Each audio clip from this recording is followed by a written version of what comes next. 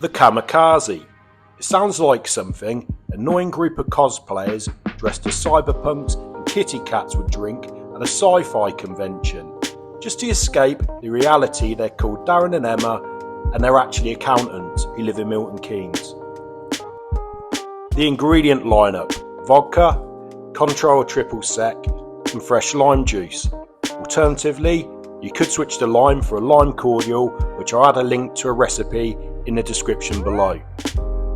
This drink is traditionally served as a shot, and the specs can be altered, so it's quite a versatile drink, but I'm going to be going for a little bit more of a more boozier version. Start off by adding 2 ounces, that's 60ml of vodka to your shaker.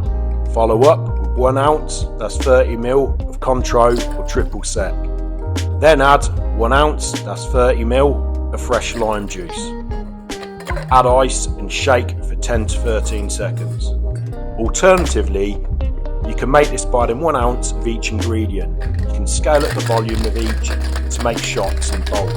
History-wise, the Kamikaze traces its roots to American naval bases in Japan. It had a big rise in popularity during the dark ages of cocktails in the 1970s and 80s. Double strain into a chilled martini glass, my favourite, which I can guarantee I'll spill and somebody will slip over, or I'll knock it out of someone else's hands. I hate martini glasses. Garnish with a lime wheel. The taste test. I like this, it's got a zinginess from the lime, that dryness from the Cointreau.